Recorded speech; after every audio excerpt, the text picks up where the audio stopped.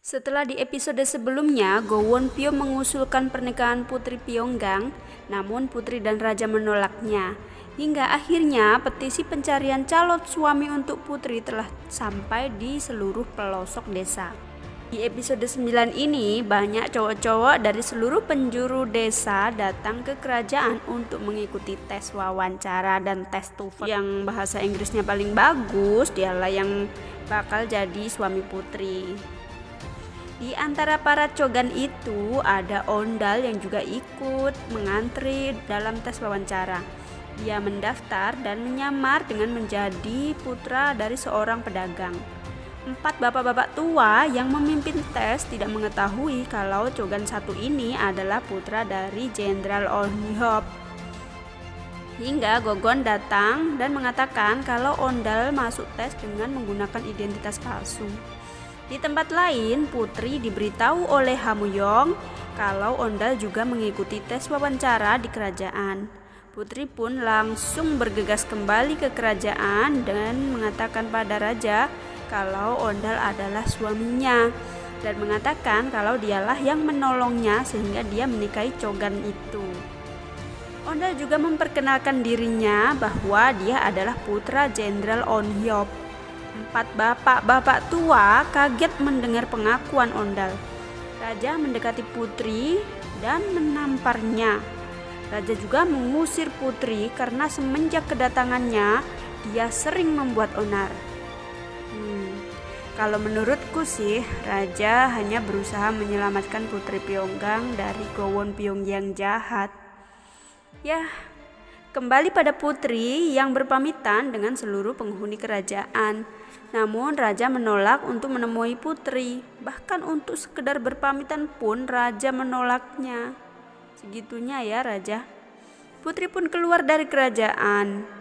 Dan saat di luar, Putri berpamitan pada Ondal untuk menemui seseorang terlebih dahulu. Ondal lalu menunggu Putri di antara pepohonan. Tiba-tiba Gogon datang dengan penuh amarah. Gogon mengajak Ondal duel 1 lawan 1. Lalu Gajin pun datang dan melerai mereka. Gajin lalu meminta maaf pada Gogon karena telah menolak cintanya. Gajin pun pergi bersama Ondal. Gogon lalu pergi ke rumah Hamoyong untuk mengobati lukanya.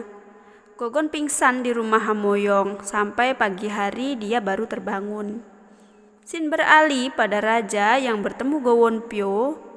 Raja mengajak Go Won Pyo untuk mabok bersama dan mengatakan kalau Go Won Pyo ingin melukai keluarganya, maka Go Won Pyo harus membunuh Raja terlebih dahulu dengan menggunakan busur panah yang pernah dipakainya untuk membunuh ratu terdahulu.